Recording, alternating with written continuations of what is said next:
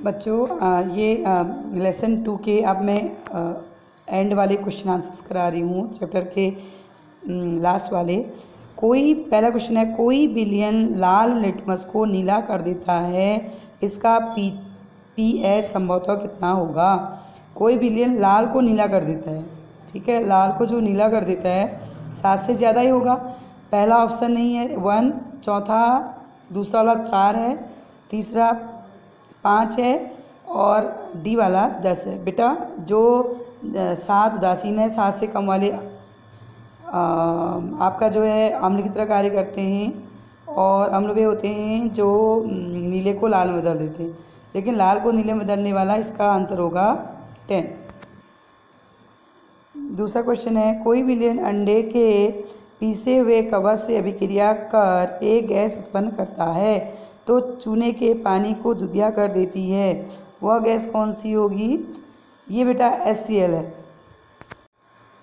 NaOH का 10 ml billion HCl के 8 ml billion को पूर्णतः उदासीन हो जाता है। यदि हम NaOH को उसी बिलियन के 20 ml में ले जाएं, उसे उदासीन करने के लिए HCl के उसी बिलियन की कितनी मात्रा की आवश्यकता होगी। 4 ml, 8 ml, 12 ml और 16 ml। बहुत अच्छा क्वेश्चन है बेटा। देखो NaOH जब आप 10 ml ले रहे हैं, उदासीन करने के लिए HCl कितना चाहिए 8 ml।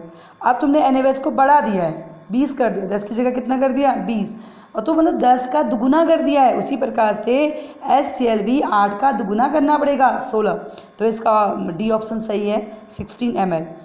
अपच का उपचार करने के लिए निम्न में से किस औषधि का प्रयोग किया जाता है। बेटा ये एंटासिड है, एंटासिड का प्रयोग किया जाता है।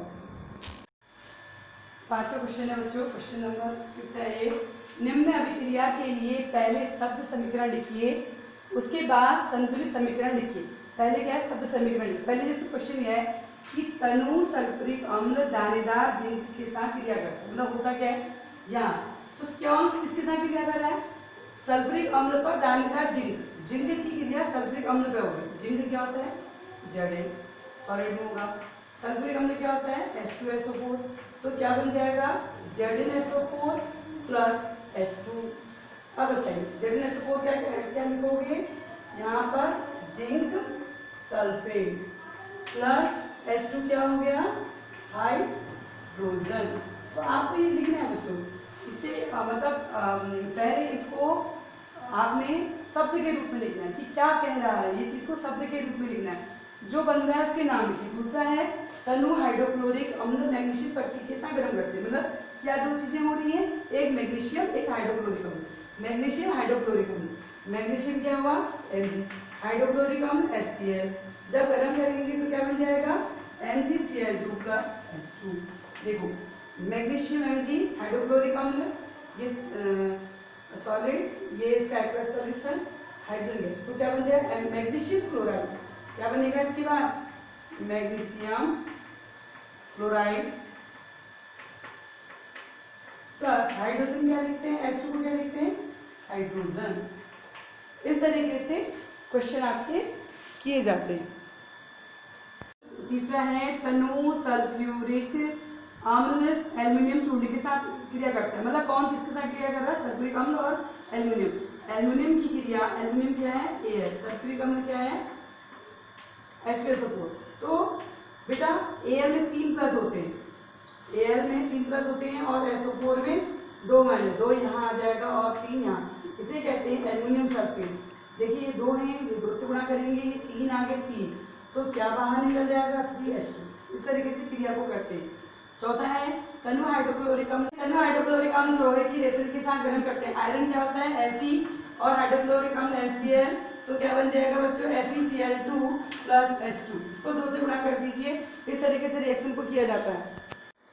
क्वेश्चन नंबर 6 है, अल्कोहल और ग्लूकोज जैसे यौगिकों में भी हाइड्रोजन होती है, लेकिन इसका वर्गीकरण अम्ल की तरह नहीं होता, क्रियाकलाप से बताइए। देखिए ग्लूकोज अल्कोहल जो है यौगिक भी हाइड्रोजन देते हैं, लेकिन ये अम्ल की तरह कार्य नहीं करते हैं। ये एक्टिविटी से आपको बताना है।